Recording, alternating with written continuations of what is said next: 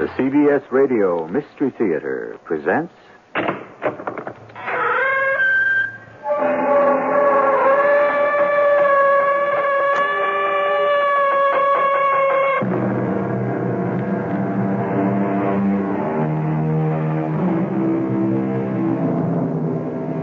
Come in. Welcome. I'm E.G. Marshall. There's a spirit that roams the noisy cities, the dusty towns, and the languid villages of America. A gentle spirit, a kindly spirit. And why not? It happens to be the spirit of the kindest and most gentle of all the great American writers, William Sidney Porter. You know him better as O. Henry. Why he called himself O. Henry must remain a mystery. What compelled him to write constantly, steadily, day and night, almost without rest, must also remain a mystery. Indeed, though his life seems to be an open book, he must be considered one of the most mysterious figures in our literature. Which means he has a home here on Mystery Theater. Oh, my beloved, querido, you have come back to me. Senorita, you've got me confused with someone else. Have I? But you have blonde hair. Millions of men have blonde hair. Tell your brother not to point that gun at me. Oh, does it matter? You're handsome enough. But, Senorita... And one man is very much like another. Well, just explain to your brother and his men... Oh, it would be too complicated. It would be more simple if we married.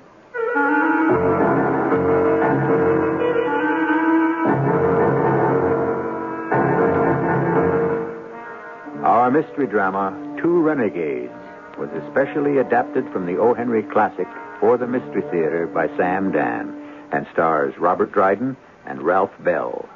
It is sponsored in part by Buick Motor Division and X-Lax. I'll be back shortly with Act One.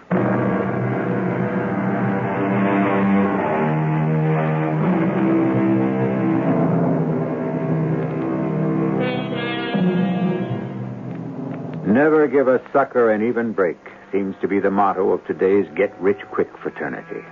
However, one of the great experts in this field, O. Henry, believed that in order to handle a sucker properly and profitably, he must be given all the breaks he could reasonably expect.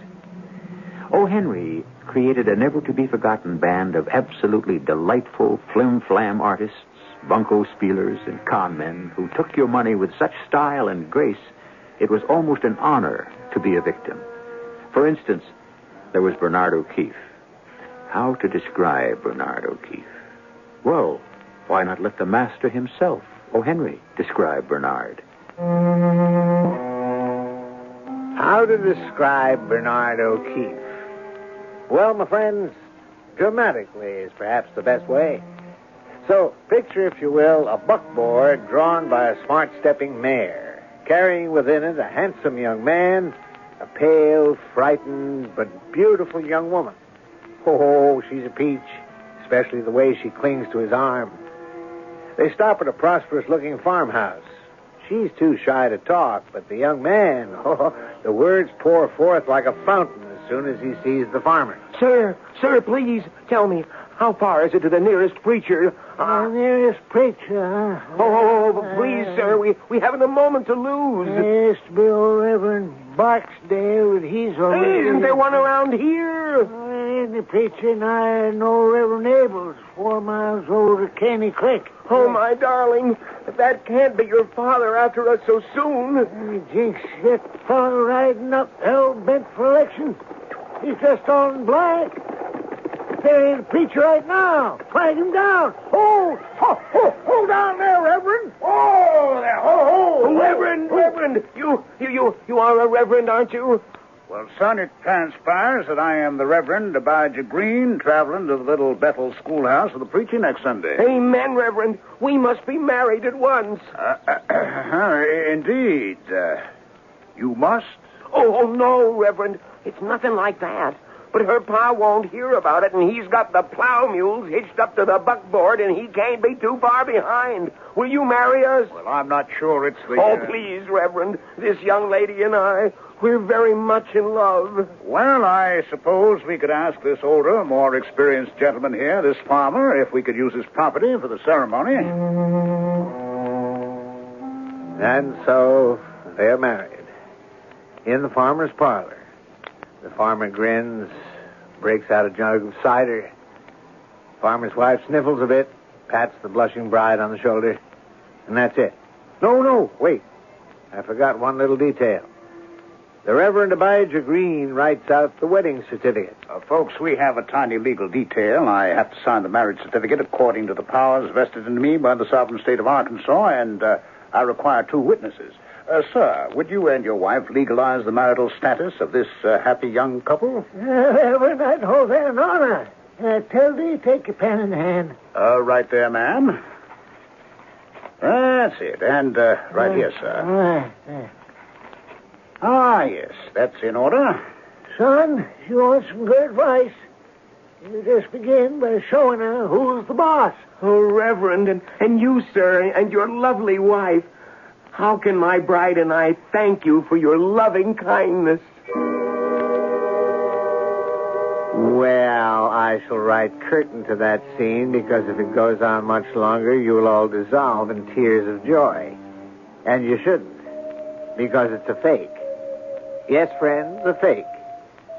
It's what's known as the I Love You Truly grift. The young man was Mr. Parleyvoo Pickens, the bashful bride, Miss Sarah Malloy. And they are Confederates of Mr. Bernard O'Keefe, who plays the Reverend Abijah Green. And he marries them at least 20 times a month. But why? What's the swindle? The money? Oh, well, you see, Bernard O'Keefe takes those marriage certificates and discounts them at various banks. You ask, how can you discount a marriage certificate? Well, those beautifully inscribed documents weren't really marriage certificates. They were promissory notes. And when all the farmers and their wives discovered they were liable for $200 or $300 or $400, doesn't it prove that you should always examine what you sign? However, all this is merely to acquaint you with our hero, Bernard O'Keefe. So then, imagine my surprise one day when I happened to be in the gate city of the South, where the old Confederate veterans were once again united to march beneath the beloved flags of the old lost cause, and I happened to see a familiar face. A face that was so out of place that before I was even aware of what I was doing, I had rushed forth into the heart of the parade and dragged him to the sidewalk. Bernard O'Keefe! Hey, in the flesh. Now, sir, please explain your violent Explain. I'm to explain. What? Why, it's the wretch. The ink-stained wretch of the Fourth Estate. Barney O'Keefe, northerner born and northerner bred. What are you doing here, yipping and hallooing for the stars and bars? Why, sir, this is my native land. Barney O'Keefe, you're talking to me. What are you selling, snake oil? No, sir. Here, restorer? Why do you always look at me and think the worst? Because the worst is absolutely the best I can give you. Now, what are you up to here? Well, I would tell you and tell it gladly, if my throat were not so dry. Oh, well, by a happy coincidence, I believe I spy an oasis of liquid refreshment just up the street, Mr. O'Keefe. In that case, sir, lead and I follow.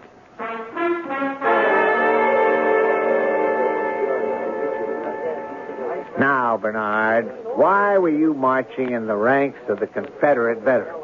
Because, my lad, the Confederate States of America did, in its might and power, interpose to protect and defend Bernard O'Keefe. It what? Against immediate and lethal assassination at the hands of a bloodthirsty foreign power. After my own United States of America had disregarded my appeal for life, liberty, and habeas corpus. Yeah, but Barney, the Confederate States of America is no longer a going concern. Is that a fact? It's actually been out of existence for almost 40 years. And you, Barney O'Keefe, can hardly be more than 35. So, therefore, when was it that the deceased government you referred to exerted its influence in your behalf? 4 months ago. 4 months ago. Yes, I am eternally grateful to the Confederate States of America. If it hadn't been for that war, I'd be breathing today with souls so dead. Barney, is there a story in all this? No, but I'll give you the facts. You know, I went down to Panama last year. Yeah, that's where they're going to build that canal. That's what I thought. And since it seemed like a place where a lot of money would be changing hands, but they're never going to build that canal.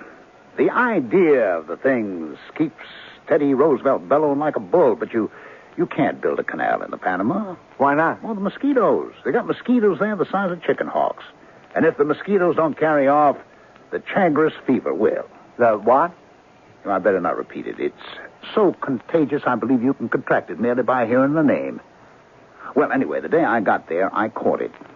And as I lay dying in this little town called San Juan on the coast, I finally got the doctor. The only doctor in miles to come see me. Doc Milligan was his name, and the sight of him could give a man a relapse. He had the bedside manner of a Comanche medicine man. And when he put his hand on your forehead, you felt like Captain John Smith just before Pocahontas brought the reprieve. Well, this old medical outrage takes one look at me and bellows. You're a damn Yankee, ain't you? Yes. I'm from the North, and I'm accustomed to first-class doctor, and I hope my condition ain't beyond your skill, Doc. No, you was a blame Yankee minute I laid eyes on you. I can smell a Yankee. Now, don't reopen the chasm, Doc. As far as I'm concerned, we're all human beings, even Southerners. Which prompts me to ask, what are you doing so far south of the Mason-Dixon line? I ain't going back till the capital's reestablished in Richmond, Virginia. And even that's a bit north from me. You may be here a long time, Doc. And you'll be here forever, Yank.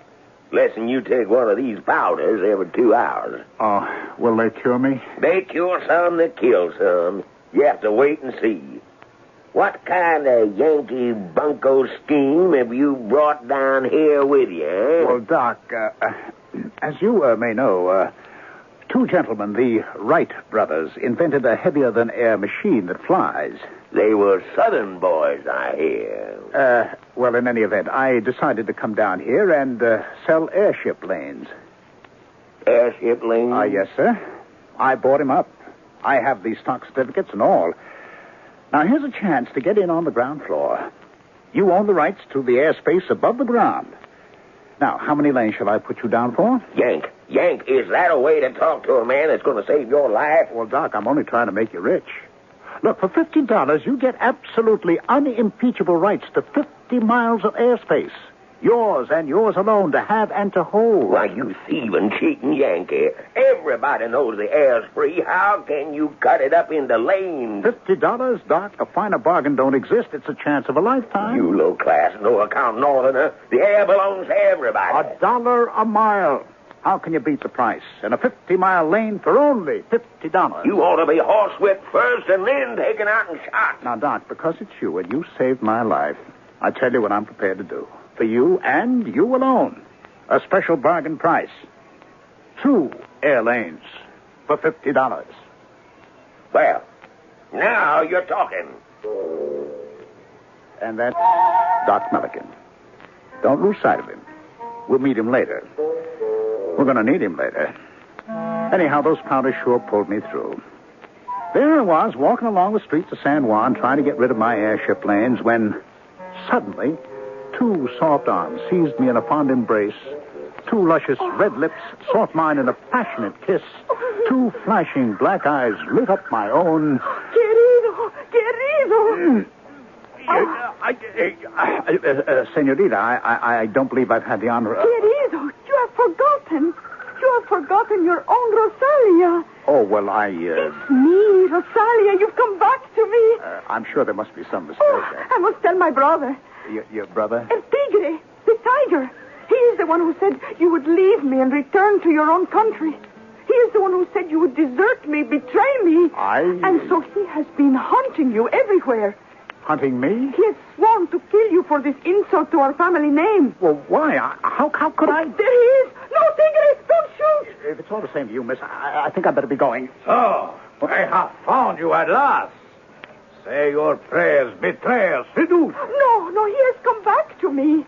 He has? Yes. Tell him you have come back to me, querido. But I say, senorita... Tell him. Let me hear it from your own mouth. The revolver... It has 6 bullets. I have 6 more in the other revolver, and 100 more in my belt. Every one of them is for you, if you betray my sister. Tell him you've come back. I've come back. Good. You will dine with us tonight. I had this important engagement, you see. Be at the agenda at 6. 6, yes, sir, yes. I now have business. Well, don't let me keep you by all means. I do not trust this one, Rosalia. He will try to run away again. Oh, no. He loves But me. this time he will be watched. You see, the end of the street, that is Siriaco. And they cross the street, Characaid. Both have orders to shoot you down if you try to run away again. Till 6. Till 6. Now, Rosalia.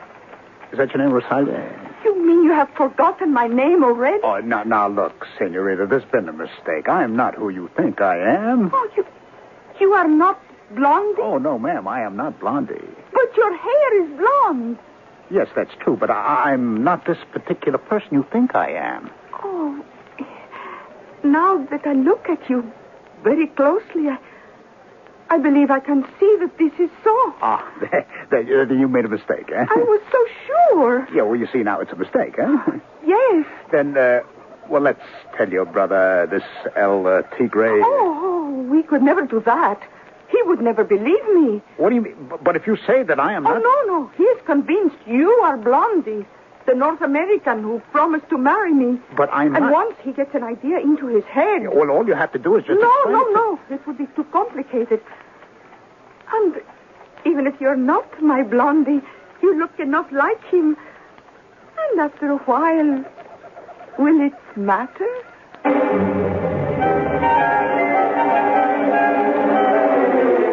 Will it matter? What a philosophy.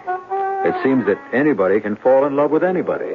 Well, what is it? A super-confidence game? A sour hustler about to be out-hustled? In an O. Henry story, you never know. Certainly you don't know in the first act. We'll lead you a little further down the path in Act 2 in just a few moments. I guess I'm lucky. My family's always been healthy. Oh, a touch of constipation now and then. But we've got X-Lax for that. When you need a laxative, shouldn't your first choice be the one more families buy than any other? That's today's X-Lax. Families like the chocolated taste. You like the way X-Lax works, gently overnight for relief in the morning. Next time, make gentle chocolated X-Lax your first choice. For occasional use only as directed. We've always been healthy, and X-Lax is part of that.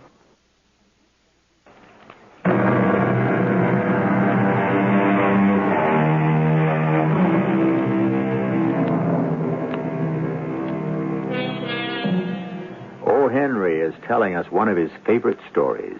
And wouldn't you know, there's a woman in it to carry it forward, to give it character, suspense.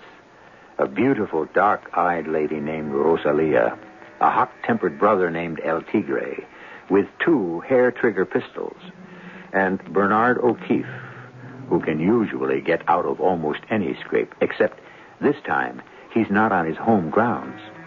Let's get him in just a little bit deeper. Amigos, I propose a toast to Blondie. Oh, Blondie.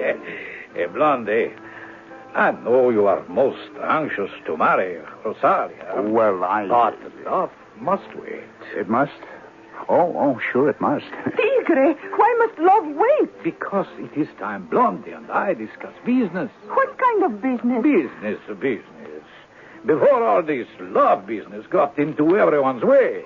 Now, you will all leave the room. Blondie and I must talk business. But Tigre... Silencio. There will be time for love business later. Now, Blondie, first you must forgive me. Forgive you? Yes, forgive me. I had believed you had betrayed the cause. Was that a fact? The cause? The holy cause. But you are here. You have not gone over to the government. Oh, well, It was said you had joined forces with the tyrant. The tyrant? General Pomposo. Oh, I would never... And now, you are willing to give your lives blood for justice? Oh, it's the least anyone can do. And you shall not rest until I liberate the people and become Presidente and Supreme Dictator. Oh, that's a difficult job. Are you sure you want all that responsibility? I have the rifles. The rifles? The Krag Jorgensen rifles, as you advised. You remember? Yes, I remember. One does not shoot up the presidential palace the way one shoots up a saloon. Yes, I suppose so. You suppose so? It was you who told me. That's right. It was you who said, El Tigre. The difference between a presidente and a band chief is that the presidente has an army.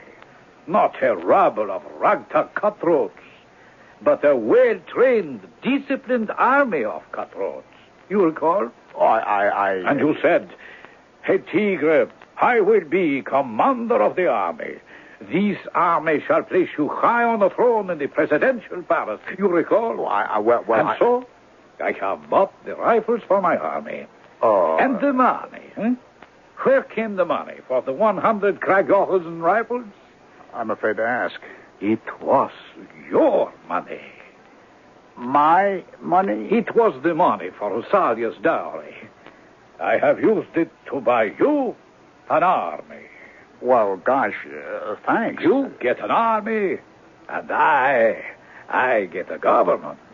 You see how both of us profit? Oh, sure. And therefore, you shall teach my men to behave like an army.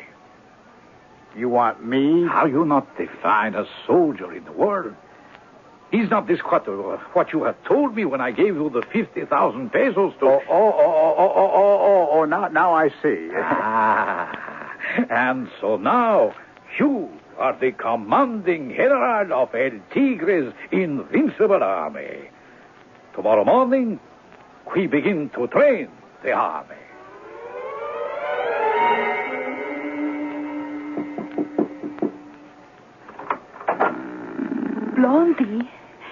Blondie, awake. Oh, it's you. What are you doing here? Oh, come. It is such a beautiful night with such a lovely moon. Come, let us walk. Walk? Yes, walk the way we used to. The way we used? Look, Rosalia, you and me, we never used to do anything. Oh, Blondie, querido. How can you say that? Well, you're talking about another Blondie. A Blondie who, as far as I could figure, sold your brother a bill of goods that he could train troops, collected his salary, and skipped town. Does it matter? Well, of course it matters. I am not that Blondie. But you are handsomer than that Blondie. So it is my game. Yeah, but I don't know the first thing about training soldiers. Oh, that is my brother's law. Oh, it's his loss, but he'll find out and he'll shoot me. Well, then you must see to it that he never finds out. Rosalia, don't you understand? I understand that the golden moon shines in a sky filled with diamond stars. The nightingale sings softly in the sweet-smelling trees. And we stand here and talk.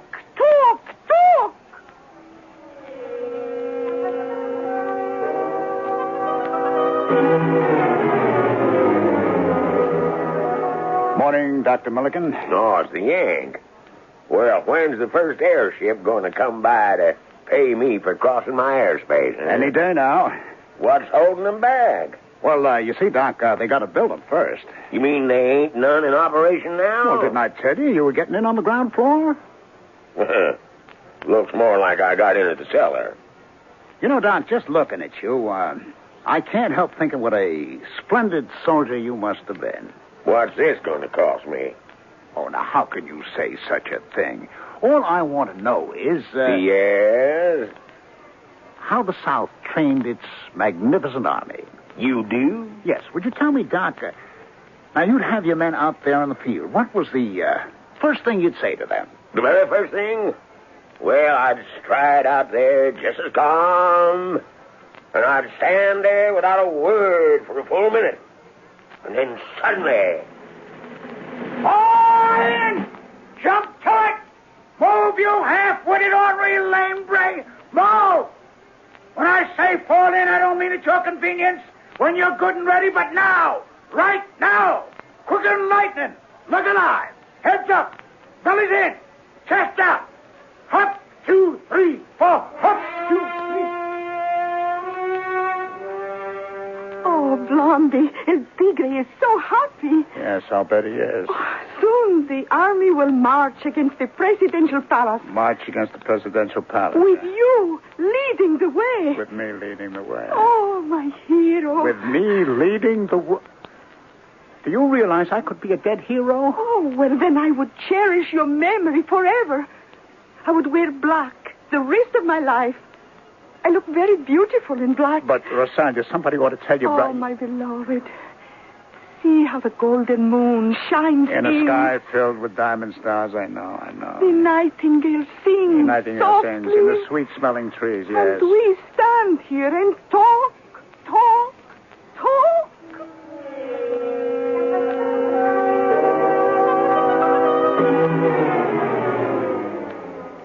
We attack tomorrow at dawn, General Blondie. Oh, we did. We what? Attack! The army is ready. Yeah, I don't think so. Yes, you do not know these men as I know them. Oh, yes, but... How splendidly you have trained Well, that's them. because nobody's been shooting at them. But that is of little account. Each man is ready and willing to die for liberty and justice. But... for freedom, democracy, and truth. Still... One must know when to seize the moment. When to cast the die. However... You shall lead the invincible forces of the liberator El Tigre to victory. I'm only The suggesting... men, inspired by your gallant leadership, shall make this the most glorious day in the history of our nation.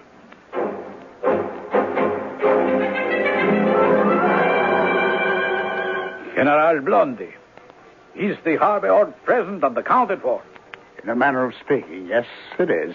Then, General, lead your men forward to victory or death. Lead them forward? Siriaco, Sarakayan, see that you stay near our beloved general at all times. While I'm leading the men forward, El Tigre, may I ask a small question? But ask. While I'm leading, where are you going to be? Oh, I shall be in the rear. In the rear? See, I have two very good reasons. Oh, you have? First, how can I make a triumphal entrance into the town after you capture the palace unless I come from the rear? Huh? And second, if I am in the front, I could be killed. And then there would be no point to the revolution. Oh, no. However, no one will be killed. When they see us coming, they will throw away their guns and run for their lives. And now, you must go forward, at the head of your men. Go, my friends, into history. And so the army, with me, General Blondie, at the head, marched bravely up from the beach, through the streets of San Juan, where the people blew kisses and threw flowers at us. And I thought to myself, maybe it won't be so bad after all. We'll carry off this little caper yet. And then as we marched up the long, broad, green lawn of the presidential palace, I heard it. And when you hear it for the very first time, it freezes the blood in your veins. It congeals the marrow in your bones. It was a mortar shell. Charge! Charge, I bellowed at the top of my lungs. I drew my sword and I turned to inspire my men.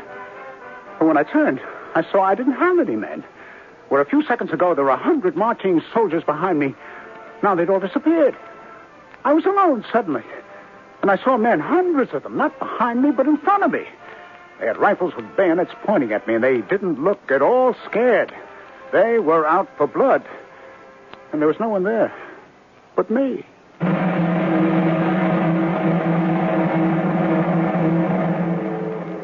There was no one there but me. Yes. That should be the title of the Song of the Patsy. That is, if some composer should get around to writing it. Yes, indeed. Let's all get together and fight. And when it comes down to the bare knuckles, guess who's the only one to show up? Well, I'll show up with Act 3 shortly.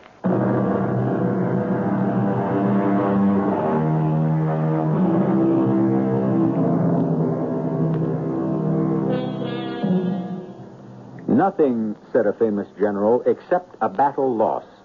can be half so melancholy as a battle won. On the other hand, we have battles that were neither lost nor won. They were never fought. A victim of such is our friend Bernard O'Keefe, who is relating these and sundry sad details to his faithful chronicler, O. Henry. And so do I understand, Bernard, that at the first whiff of villainous saltpeter, your brave army simply melted away? Melted. Those cowardly scoundrels dissolved, evaporated. Leaving you, as it were, alone to face the foe. That's as naked a statement of truth as I ever heard. Then what happened? Well, sir, violent hands were laid on me. I was dragged to the presidential palace in order to be tried by the supreme dictator, General Pomposo himself. And you were given a trial. They sent for someone who could speak English. Turned out he was an American named Jenkins, and the trial was on. Old Pomposo, who must have weighed 300 pounds, bald-headed, beady-eyed, with a fierce black mustache, glares at me and says, The general asked you, ¿Cómo se llama? He wants to know your name. well, tell him it's Bernard O'Keefe. Se llama Bernardo O'Keefe. Oh, by the way, he also said, tírale en 3 semanas. Yeah, well, what does that mean? You got to back up against the old Adobe partner. 3 weeks, I believe you got. Friend, would you mind translate that again with footnotes and a glossary? I don't know whether I'm being discharged, condemned, or handed over to the Watch and Ward Society. Well, you don't understand, I'll explain. Would you please? You're to be stood up against the wall and shot in 2 or 3 weeks. 3, I think he said. Yeah. Would you mind asking for me which... Well, it don't make an awful lot of difference, does it? Yeah, well, I admit a week doesn't amount to too much after you're dead, but it does seem a real nice long spell while you're alive. Now, look, I tell you what I want to do. You get me the U.S. consul as fast as lightning. What for? What for? You heard the man say I'd be shot in 2 weeks. Well, it might have been 3. Should I ask him again? Not on your tin side. You get the consul, will you? Now, look, what do you want to bother the State Department over all this for? You get Uncle Sam on that cable. You ask him to send down the USS Kentucky, followed by the Oregon and the Brooklyn. That'll be about enough battleships. We could also use a couple of cruisers, some torpedo boats. Hey, look, what are you standing there for? Go get the consul. See, I can't go get him. Why? Because he's here. I'm the U.S. consul. You a threadbare, down at the heel specimen like you. You're a member of the State Department? What were you expecting, Elihu, John Jay, or something? The fact is, the United States cannot interfere in this. What do you mean the U.S. can't interfere? What's the U.S. for except to protect the rights of its citizens? Fact is, you were caught insurgent against the government. You're subject to the laws of this country. Yes, but I'm an American citizen. Well, you is and you ain't. That's an interesting legal point. What is? You enlisted in and served in the foreign army. What army? Well, you were captured at the head of troops. Troops? You call those circus clowns troops? And when you do that, it's possible you forfeit all claims to American citizenship. Now, look here. I voted the Republican ticket all my life. And you then claim to be a patriotic American citizen? Absolutely. Oh, behave like one, man. Don't embarrass the United States. What do you mean, don't embarrass? We can't afford to antagonize these foreign countries. It's bad foreign policy. So for the good of your country's foreign relations, just do the decent thing and don't kick up a fuss. You mean you're going to stand by and let them shoot me? Wait, what are you looking at? Oh, your clothes. My clothes? Well, the government back home says I can take them after you're dead, if they fit me. As part payment of my salary. Hey, look, you got to do something. You got to. You got any folks you want me to notify? I'll write and tell them you died bravely. That is, if you got the money for a stamp. They locked me up in what I can only describe as a brick bakery. The temperature was just about the kind mentioned in those recipes that call for a quick oven. The door was of heavy iron. There were steel bars on the window. The walls and the floor were solid rock. The sentries were big and tough and mean-looking. Well, I had 14 days of life left. And then 13. And then 12. And nothing was in sight that could save me. And then one day, I had a visitor. Hello, Yank. Getting yourself a little taste of Johnson's Island now, ain't you? Hey, Doc. Doc, it looks bad. The U.S. of A. has done gone off and left you, Hey, Doc, can't you suspend hostilities long enough to do something for me? Well, now, Yank, there's nothing to it. Nothing to what? Getting out of this particular scrape. Have you got money? Me? I got $2.50, and it's in Mexican coins. Yank, I got a good notion to help you. You do? Man can't do it alone. He needs the influence and power of the government behind him. Yeah, but my government won't lift a finger. I wasn't talking about your government. I'm talking about mine. Which government's that? The only government in the world that can get you out of this difficulty. The grandest nation that ever existed. The Confederate States of America. But, Doc, the Confederacy ain't a nation. It ain't. It's been dead 40 years. That's a lie. She's running along as solid as the Roman Empire. She's the only hope you got. Now, being a Yank, you gotta go through some preliminary obsequies before you can get official aid. You gotta take the oath of allegiance to the Confederacy. Then I guarantee she'll do all she can for you.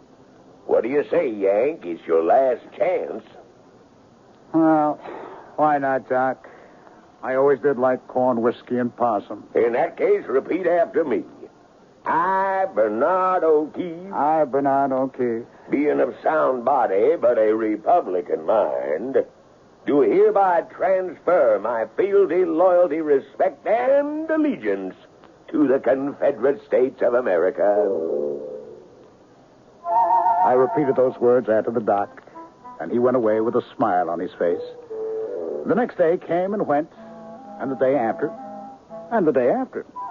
I was that much closer to the adobe wall, the blindfold, the cigarette. I was starting to get the jitters. All kinds of crazy dreams at night. And the days...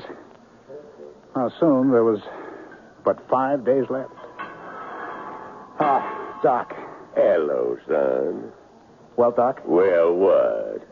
Any Confederate ironclads in the offing? Do you hear the sounds of Jeb Stuart's cavalry or Stonewall Jackson sneaking up the rear? It's too soon for help to come yet. There's been no answer received yet. No answer, huh? I'm waiting to hear. You're waiting to hear. Doc, I don't mean any disrespect, but I get the feeling my chances of being pulled out of here greatly weakened when Robert E. Lee surrendered. The Confederacy is the only chance you got.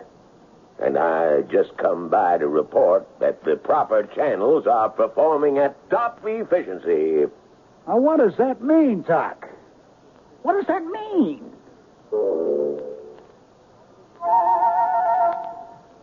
To which he smiled and winked and walked out. Was he playing with me? Taunting me? Why would he do that? Well, why wouldn't he? In the midst of this reverie, which was doing nothing for my morale, another visitor came by. Blondie. Rosalia, listen. Have you... Look at me. Look at you. I'm in black. All in black. Do I not look beautiful? I will wear black the rest of my life, as I promised. Listen, Rosalia, isn't there anybody you Oh, can... my poor Blondie. Such love, such passion, it would soon burn itself out in any case. Better this way. Better what way? Before you have time to grow tired of me and abandon me. Yeah, I would never abandon you. Why do we talk, Blondie? This is the last time, querido. See how a golden moon shines in a sky filled with diamond stars. Rosalia. Must we stand here and talk? Talk! Talk!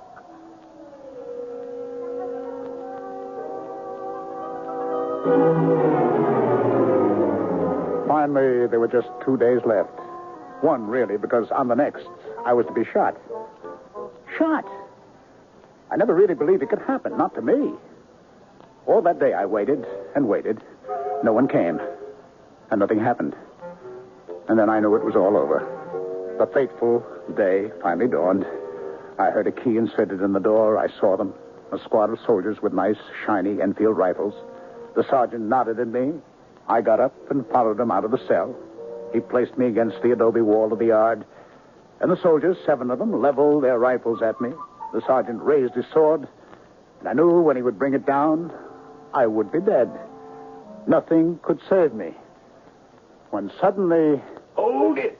Hold it right there. Here you are, Sergeant. This document signed by General Pomposo.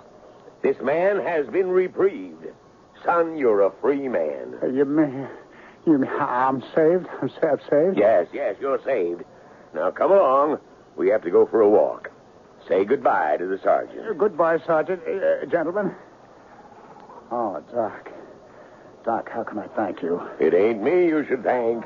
It's the Confederate States of America. I vow to drink to the stars and bars for the rest of my life. And to sing Dixie. And to sing Dixie. Look there.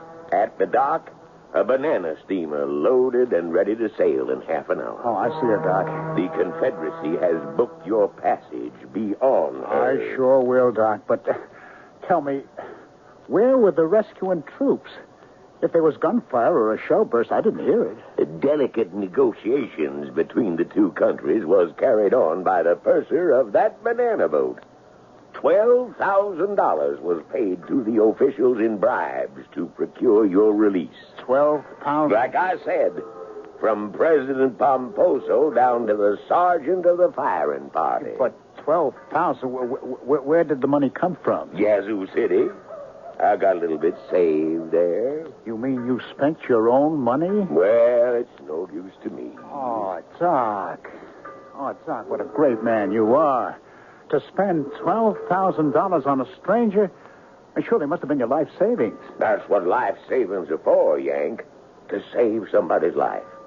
And now you better get on that steamer. Oh, no, Doc. I'm changing my ways. I have seen the light. I'll stay with you and help heal the sick and comfort the poor. You do no such thing. Sooner or later, the Presidente is going to find out it's Confederate money. Confederate money? Every dollar of it. You better be out to sea when the realization strikes. Oh, yeah. Goodbye, Doc, you old rebel, you. Goodbye, Yank. Better not miss your steamer. Hey, do we have time to sing one chorus of Dixie? I'll take the harmony.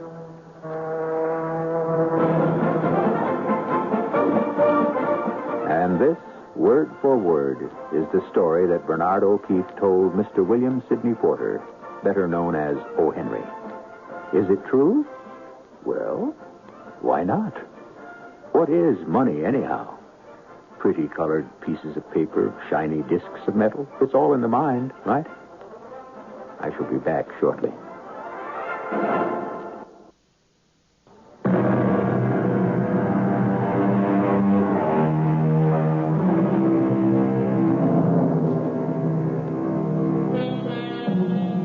And what is the moral of our story? It's as O. Henry himself said. You can't appreciate home till you've left it. Money till you've spent it. Your wife till she's joined a woman's club. Or Old Glory till you've seen it hanging on a broomstick in the shanty of a consul in some raggedy foreign town. However, you can appreciate us 7 times each week. Our cast included Robert Dryden, Ralph Bell, Bryna Raeburn, Leon Janney, and Ian Martin. The entire production was under the direction of Hyman Brown. And now, a preview of our next tale. A bird. Is that better? Oh, yes.